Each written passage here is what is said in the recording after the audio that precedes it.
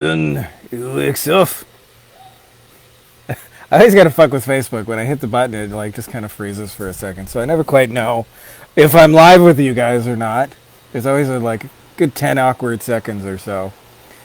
So, anyways, welcome everybody. Ladies and gentlemen, boys and girls, children of all ages, Frankie Finn proudly brings to you our weekly Q&A. Good time, by the way. We got some really good questions this week. When the night has come and the land has fallen. So for those of you guys who've been interested in the mastermind, I'm really excited to kind of share it with you guys because it's really, really cool that once you get your agency to the space where your offer can sell itself without all the usual proposals and phone calls and chasing and did you read my proposal yet and all those things, the offer sells itself. It gets really easy to sell it. And then what ends up happening is then you end up with delivery problems. And when you figure out how to build a better delivery structure and systematize that, and then bring in people and processes and those things, eventually you just have a really cool agency that runs itself, and it keeps people happy. The money machine comes in, and it's just an overall really cool thing. And I know most people never get to that. So if you guys are interested in that, I got a quick little video. But other than that, let's get into some questions and talk about all things agency. So Victoria asks, what's your favorite phone call tracking software for lead gen? Victoria, I've used one called Callfire for many, many years now. They're super cheap, like unbelievably cheap. I think they're like $1 to get a phone number, a tracking phone number, and then the prices per minute to use it are very, very affordable. But a lot of people swear by CallRail. If you want to go with the consensus, everybody else is using CallRail, but I don't know. I've just always been happy with Callfire and never changed it. Zaul, I think I'm saying your name right. If I didn't, I just butchered it. I'm sorry, my friend. How do you target business owners who are interested in getting customers to their business using Google Ads? I mean, you can target people who need a dental treatment, but how do you go about targeting the dentist? Some pointers will help. I assume, Zaul, that because you're a Google AdWords guy, that you're looking for a Google AdWords-based solution. So one of the simple ways is keywords, right? Like Google AdWords for dentists might be a good keyword, for example. But deeper than that is your question's a little broad, and the biggest thing that I look for is actually behavior, that they're actually spending money on Google AdWords now. Now, this is a little bit counterintuitive, but a lot of times we try and sell to people who are not running Google AdWords and convince them that they should get into it. And there's actually two sales that you got to make then. One is to use Google AdWords, and the second is that you have the answers. So those are two obstacles in the way. If you deal with people who are already spending in Google AdWords, then you only have the hurdle of getting them to use you. And what I suggest is coming up with a little intro offer that adds on to what they're doing rather than tries to get them to replace the company. This is something we talk about kind of more advanced, is like the difference between add-on offers versus replacement. If you try and pitch them replace your company, they got to fire somebody, they got to kick them out, they got to give them the hey, we don't want you anymore, they got to invite you into the ads manager and all those kind of complications. If what you do adds on to what they do, then they can bring you in without a lot of fuss, and then from there you can expand that relationship. In the same way that it's easier to sell a Facebook Messenger chatbot right now because it adds on to your funnel than it is to try and get somebody to hire a new ad manager or an ad agency to replace their existing company. So that's a little pro tip: is think about add-ons instead of replacements, and you'll make your life a lot easier. And then deal with the people who are already spending on AdWords. Gary, looking for advice on project management software, if anyone can give any recommendations. I work with a number of clients to put together comprehensive marketing strategies, including PPC, organic socials, web development projects, etc. I then connect the outsourced freelance partners in various parts of the world to manage the ongoing campaigns, projects on behalf of the client. I want to be able to simply upload projects and assign tasks to the relevant outsourced partners and keep track of progress in an easy-to-read dashboard, ideally with the ability to have cyclical tasks, i.e. to track monthly SEO tasks. I've used Monday in my previous agency life, but I'm not sure if the free version will be suitable for the number of moving parts. Correct me if I'm wrong. Toying with Trello at the moment, which seems like it could be useful, but would love some advice, recommendations before jumping in and spending the time learning a new software. Any advice would be hugely appreciated. Gary, I feel you. I hate learning new software. Like just the dealing with the learning new software is reason enough not to run project management. Now, full transparency, in our agency, we use Asana. It does all of the things you mentioned, the cyclical tasks. I like Asana personally. I'm not like super married to it. I'm never that excited about software, but I like Asana because it's basically like a checklist written by hand, organized digitally. And I work a lot on checklists personally, so for me, it's just like it's a natural transition from one to the other. A lot of our mastermind members swear by ClickUp. I know Dave Pomeroy, who's like the tech genius wizard of the universe, swears by ClickUp. I don't have enough personal experience with it. Trello, I found personally, this is just my experience with it. Trello is like super visual, and so you like kind of like everything's kind of like a post-it note. But I found like actually when you get a lot of stuff in it, it's actually hard to manage because you can't see what's going on. As where Asana, you can actually like look at a calendar and do that. I'm sure you can do that in Trello. I'm sure like there's similarities in all of them. But I found Trello as it started to grow, it actually got really confusing for me. It was really cool in the beginning where you can see everything, but once you had like 10, 20 moving parts in there, it was just like I didn't like Trello anymore. So give me a +1 for Asana and then give everybody else a +1 for ClickUp. Those were the two I would most point you to for what it sounds like you're trying to do. Having said that, by the way, just based on what you said you're looking to do, that you have PPC, organic, social, web development projects, there's a lot of room for you to clean up your processes and simplify what your agency does before you like start trying to organize it into project management. It'll make your life a whole lot easier if you focus on doing less but better. A really great book I recommend on that is called, I'm forgetting on the name. I'll have to come back to the name because I'm blanking on the name. But that was the whole idea of the Essentialism by Greg McKeown. And it's all about doing less but better. And then if you do less but better, you'll have less moving pieces. But it'll be a better agency, I think. Carlton, for the love of God, I don't know if it was this related to a post or an ad. This is my client's ad account, a law firm. Is there anything I can do at this point? The image had a banned ad account. Carlton, I know it sucks. You log into Facebook to run some ads and Facebook kicks you out. There's no warning. They don't tell you what you did wrong. You can appeal. Can't get a human. First of all, just keep appealing forever because you can always get a new person. So like for real, just never end the appeal process. It's usually done by an algorithm anyway, and so you can often get a human to override it. And different humans have different opinions of it. Secondly, long term, get all your eggs out of the Facebook ad basket for this exact reason.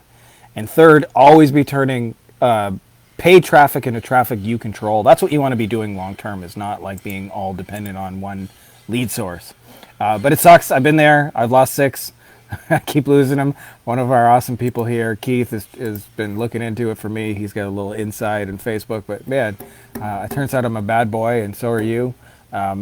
But, you know, keep at it, keep appealing, and like I said, but long term, be always converting Facebook to traffic you control, both for yourself and your clients. It's you don't want anybody to be able to shut you off, ever. Madhav, 10 calls scheduled, 1 client closed, and 9 more calls to be attended. I need some help in crafting my offer even more better to my specific niche. I'm still experimenting this. Hence, I would like to keep it undisclosed. Can I get some help on this? Yeah, Madhav, I'll tell you. There's some core elements to a great offer, and it depends on where you are in your journey. But one of the things that we talk a lot about is, and you guys who've read my book have seen this, is a lot of people when they have offers, they're big, hairy, complicated, what I call marriage offers. And there's nothing wrong with a marriage offer, but if you don't have a lot of social proof and testimonials and all those things, then marriage offers are really hard to sell. Like if you think about the ultimate example is that is the SEO offer. Give me money, wait 12 months, pay me a long time, and maybe it'll work, right? Like that's a hard offer to say yes to. Pay me a lot of money for a long time, no guarantee of results. And I'll, and then there's on top of it 10,000 competitors. Now an add-on offer is much, much simpler. Or like a first date offer is usually a really good place to start. And those are easy to say yes to offers. So like an example of that might be, we have Robert Siegelquist, awesome e-com guy in the group. He helps people add in like abandoned cart campaigns. So somebody goes through in an e-commerce thing, they click, I want to buy this thing, they enter their credit card info, they the phone rings, whatever, they change their mind. Maybe they're at work, their boss is by, they had to close it, or they just had a change of heart in that moment. Well, he simply follows up with them by email and helps them convert a few more leads. That's an easy to say yes to offer, right? It's like extra money they wouldn't have otherwise. There's nobody else competing with it. It adds on to what they're doing. So if you can think about doing something where it's add-on and small, you can get a whole bunch of yeses. And then obviously what you do from there is if your marriage offer is still SEO, then you say, hey, now that we've gotten results with this abandoned cart sequence or whatever it is your add-on first aid is, then you say, I have this really cool marriage office. And what you'll find is when you've given them a little bit of results beforehand, marriage is so much easier to sell because they've seen it work with their own eyes. So that's a huge part of it. Yehuda. Would shutting down some campaigns affect other campaigns? I shut down a few campaigns and suddenly my other ones slowed down. I honestly don't know, Yehuda. Like, the algorithms are tricky, but I'll tell you, every Facebook ad, and I assume you're running Facebook ads just based on the question, Facebook ads just have a shelf life. And you're going to have to, like, because it's social media, like, you got to recycle them, you got to change them, you got to, like, switch them up every now and then, regardless of what's happening. And the biggest thing that I see people try and do is if you're going to change just one of two things, either change your offer if that's the part that's not working, or change the image. You'd be amazed at how much longer you can stretch an ad by just cycling images. I used to have ones in the lawyer space that we'd run the same ad for like 10 months and we just swap out the images. So that may be really, really useful to you. Mudassir. Best resources to learn Facebook ad marketing. Mudassir, I'm going to tell you, there is no resource to learn Facebook. There's some really good people, like John Loomer's a really good one. You can learn from some of the top people, some of the top groups. But I'll tell you, there's nothing better than just actually running Facebook ads. And this is my personal, I want to save you like a lot of reading courses and books and all those things. This is my personal 80-20 on Facebook ads, and I'm going to give you one more pro tip, is there are 4 things that make a big deal in Facebook ads. So Perry Marshall calls this forest, trees, leaves. So forests are like the really big things that make a huge deal of difference. Trees are like the medium-sized things that make like a medium deal of difference. And leaves are the little green things that make a little difference. I'll give you a perfect example. I'll see somebody say, hey, my page isn't converting. Do you think I should try split testing the button or the call to action? And they go from a green button to an orange button. And it might make a difference. It probably does, in fact. But that to me is like a leave, right? Like you're going to make a small amount of difference, right? And then there's also the tree level, right? So if you're, say, you have an ad that's performing okay and you go, well, I'm going to try this image for that one. It may improve your results, but you're probably not going to blow it all up. So I'll tell you the highest level thing that I consider to be the forest, because people always ask me questions about like tweaking. Should I try turning this knob and this lever? Never forget, Facebook ads are a vehicle to connect with people across from you, right? They're not like just this generic ad platform that the buttons make the difference. The people make the difference. So I'll tell you, who you target, what you offer them, the image you put in front of that offer, and the message you apply to it. The 4 basics, those will never change. Those are the things that make a great deal of difference. And so if you nail those 4 things, you can do Facebook ads. And I'll tell you, if you're just starting out and you don't have a huge budget, which it sounds like in your case you are, I'll give you my little secret for running Facebook ads is I do little $50 tests. I call them little micro investments. And if they don't work, I lose $50. If they do work, I spend more. So I'll give you a really simple example. If I'm running a webinar campaign, which is kind of a campaign I've run a lot over the years, I'm not running any currently, but I've done a whole bunch with them. One of the things I'll do with a webinar campaign is I know if I can just get $10 webinar registrations, then all the numbers are going to work. My agency is going to make money on that ad. So what I'll do is I'll run $50 on a little test ad. And if I get 5 registrations for $50, then I keep going with it. And if I get, say they're 20 or I get $20 each or I get none, then I may reevaluate. But it's very easy then, because then you're only going to ever lose $50. And when you're right, you just turn on the money printing machine. So that's how I do it, as kind of like a micro investing strategy. So I would suggest that's a good way, I think, to approach it in general, both for yourself and clients. And then you just don't burn through money to find out it's not working. But that's the best way to learn Facebook marketing, is just doing it. Nick, best sales book you've ever read? Probably the best sales book I've ever read is Spin Selling by Neil Rackman. It kind of really encapsulates this kind of like higher level, especially our kind of stuff. It's ideal for selling like what I call intangible things, like selling SEO or AdWords is an intangible thing versus like, if you're selling, I don't know, we went to the beach the other day and some guy had some like little carved animals. That's not an intangible thing, right? Like I can see the thing I'm buying. It's very, very easy. It's like there's the carved dolphin I'm buying called carved dolphin. But a 12-month SEO package is way more intangible, and a lot of like financial services and a lot of our clients have these kind of issues. And I think Neil Rackman's Spin Selling is probably the best. Having said that, there's a mentor of mine, Travis Sago, who just has a brilliant way of breaking it down to really simple ways. But if I was going to start anywhere, I'd start with Spin Selling, really nail those principles. And it's done ethically, where it's not about arm twisting or anything like that. It's just getting people to realize the probably the biggest missing piece I see in a lot of sales is like the overall associated costs of not solving that problem, but done in a very like just question-based way, where you're not pushing it. Real selling, by the way, done tactfully well, is done with questions, not with arm twisty, convincy, like used car kind of thing. So Neil Rackman, Spin Selling. Give me a vote for that. Paul, what's the best practice for when someone from cold outreach replies? Is it to ask for the best time to contact them, or invite them to schedule a call, or find out more, or send them a calendar link? Paul, I guess it depends where you're at. Now, let me tell you something here, Paul. One of the biggest challenges I have, it sounds in your case, is not necessarily in like what's the best thing, is that you really haven't probably sold the offer, what you're doing, and what what you're going to do next. So like one of the things that I always tell people is if you're going to put an offer out there, know what you're going to do immediately after somebody says yes. Like you don't have to have like the whole journey mapped out, but you have to know at least the next 2 or 3 steps. Like you're going to take the credit card, how you're going to welcome them, how you're going to onboard them. The more you know exactly what to do after that, the easier you'll make it. Because what ends up happening, and I've done this, is like when you're first starting out, you just don't expect anybody to say yes.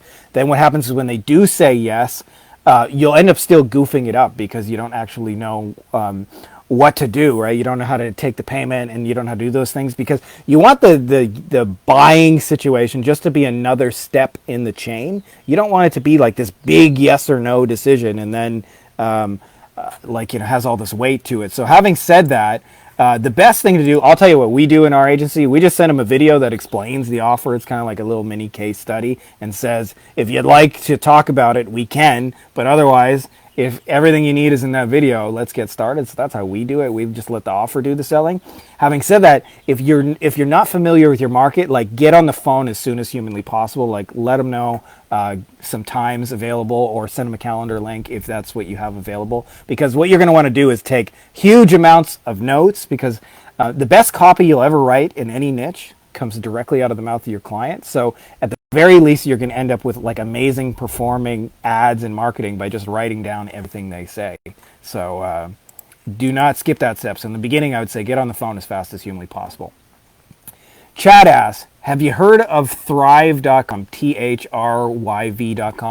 I just lost a lead to them. Apparently they do SEO, Google My Business, social media, content creation and management, and web development, along with a CRM, document managed storage starting at $300 a month. I'm not sure how to compete against that.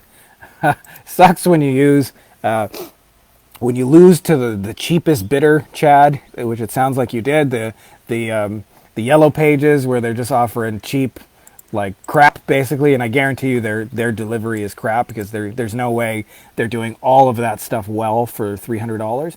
Here's the thing though, Chad. It sounds like there's a couple of things going wrong. One of those is you're going after clients who are only shopping on the cheapest price. It seems like, I know in your world, it feels like you probably lost a client to them. But in actuality, I promise if you go to a top level mastermind with the brightest and best people spending the most money, they're not sitting around going, do you think I could get a $300 SEO content? Like, they know that those aren't the good people. They're asking questions like, who are the best at blank? And so part of the problem is nobody perceives you as the best at blank. They see you as a dime a dozen. So the second thing I would say is your offer is like, figure out a way that you can create what I call a little mini monopoly. And I just shot a video, and I'll tell you the easiest way to like take your niche and become like super unique and build your own mini monopoly, start with the high level niche you're in. So like say it's like, I'll give you a dentist as an example. Say you're in dentist, but whatever it is, it's the same principle applies. Then focus on who are the most expensive clients in here, because what most people do is just bring them leads like they're all equal, and they're not. So in the dentist niche, that's probably either sets of veneers or cosmetic dentistry or dental implants or something like that, right? So you pick one of those things. I call that the $100 bill. So you take the $100 bill within that and then figure out a unique way, a unique mechanism that you can bring them $100 bills, and you'll never struggle for business again. That's the fastest way to hack a niche and get out of like competing with Thrive on price. So for example, let's say you do SEO. One example might be, and I've seen this done lots, by the way, we did this lots in the plastic surgery space. If I'm just competing on price and doing SEO, then I'm just another gazillion SEO person and hard to get work. But if I create a little mini site, like we used to create mini sites for like nose jobs, which are like kind of higher end work, and also what do you call these things? The facelifts, where like the women look like they've had their face stretched half the time, which is why I stopped selling that, because I don't really believe in that stuff. But anyways, for a time we created a little mini site, and then we optimized the mini site for all the like the nose or the rhinoplasty, the nose job kind of keywords, or for the facelift, and those would be two different mini sites. And so they could get SEO anywhere. But I'll tell you what they couldn't get. They couldn't get a custom-built mini site that had rhinoplasty, that was optimized for rhinoplasty to bring them rhinoplasty patients. So that's just one little tweak we took. And I call that a mini monopoly, right? Because there's lots of people who do web design. There's lots of people who could make them nose jobs. There's lots of people who could do SEO. But we're the only ones who like combine that all together, right? So get out of that little fucking box that says I do SEO and got to compete with Thrive. You don't, man. Like for real. What ends up happening is that path is a race to the bottom, because okay, they're doing all that shit for $300 and they're doing it all poorly, but somebody else is going to offer it for $299, and then somebody will go, well, I do $297, then before I do $249, and it's just like it's a race to the bottom. You can't make money. So what you want to do is instead increase the value, right? Like I said, like think about the $100 work, how I can create a little mini monopoly and just be unique and different enough, right? So you may be able to steal that idea verbatim with the little mini sites optimized for the $100 buyers in their niche. Joseph, hey guys, you have all been an incredible resource for me when it comes to pay-per-click. I'm on the cusp of leaving my job and doing Google Ads management full-time. Good for you, Joseph. For you freelancers out there, what were your most effective ways for getting clients? Cold calling, emailing, reaching out to other agencies and freelancers for white labeling or subcontracting work. I also joined a BNI group that is looking promising for more opportunities.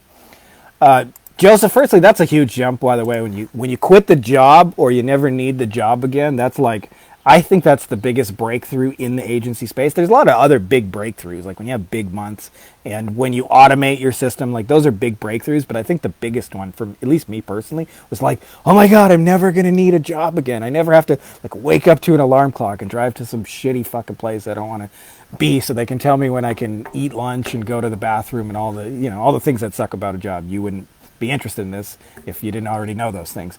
Having said that, people always ask me what's the best method to get clients, and here's the deal: until you are clear about which clients you want to go get, there is no best method. And a lot of times people get way too caught up in the method and not enough on the person on the other side. So I always say, like, figure out who you're trying to reach and create an offer that's easy to say yes to them. But if you're not clear about who you're trying to reach, you can't go get them anywhere. So like there's a big difference. Like I'll see people say, how can I find a client who wants to spend on Google pay-per-click? Well, that's such a fucking broad question. Like you can't find that person. But if somebody says like, how can I find a dentist spending $100,000 a year?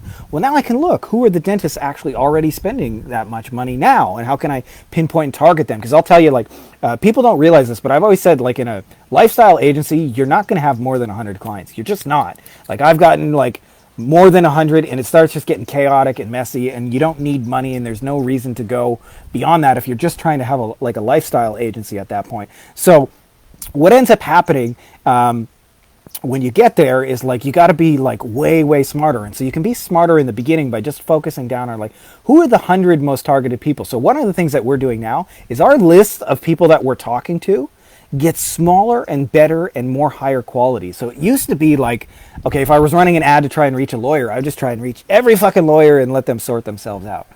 But now I'm like, I'm only emailing the top 200 lawyers. I'm running some YouTube ads I just turned on yesterday. I haven't even seen how they're doing or even if they're approved yet. And I'm only running them on small channels where I know the highest and best lawyers go to those channels. I don't really care that it only has 422 subscribers or whatever like that, because I know that the people who go there are the top of the top kind of people. So think about how you can shrink that, and then what ends up happening is say something meaningful to those people, because trying to reach everybody, there's no one best way. For example, if you're dealing with roofers are mostly offline people, right? They don't even have emails that they really check, and they're not Facebook people. They might be on Facebook, but it's not a big part of their life. They're real world swing hammer. I call those the redneck niches. So if you want to reach those people, you need to go where they are in the real world, right? You could do that through direct mail or just meeting them at person in a meeting. Then there's people if I'm trying to reach an e-commerce owner, they hang out in Facebook groups all day, every day. And if I'm trying to reach the top people, I'm going to go to the top groups. So there's no one best way to reach people. You go where they are and you say something meaningful to them. So the step one for you is get really clear about those best people. And I'll tell you, a big shortcut on that is just to look at who your best clients have been already. You've probably had a couple of clients, and there's probably one or two of them that are just cooler than the rest of them, and go, what made these people cool, and how can I clone those people? And then what you'll find is specialize in that, and then go get more people like that, and then figure out how you can reuse the resources from one client to the next, and your life will get so much easier. So much easier. Your business will get better, and it'll be better for the clients too as well. So I hope that's helpful to you, my friend. I'm sweating balls out here, and I was hoping we'd see a little hummingbird here. I got a little hummingbird feeder hung up, good old $8 from Amazon, and it's kind of just really amazing when the hummingbirds come by. So that's all I got for you guys this week. And if you're not already subscribed, get on YouTube, because we've got some cool shit there. And also, for those of you guys who are interested in the mastermind, that's what we're offering right now. I got a little video that explains all the details. Just give me a shout out. I'll send you the video. You don't have to actually there's no sales call or anything like that. I know sales calls, who wants to do those? I don't even have time for those anyways. So if you'd like to find out the details, shoot me a message. I'll send you that. For all the rest of you guys, mucho love, my friends, and may the force be with you.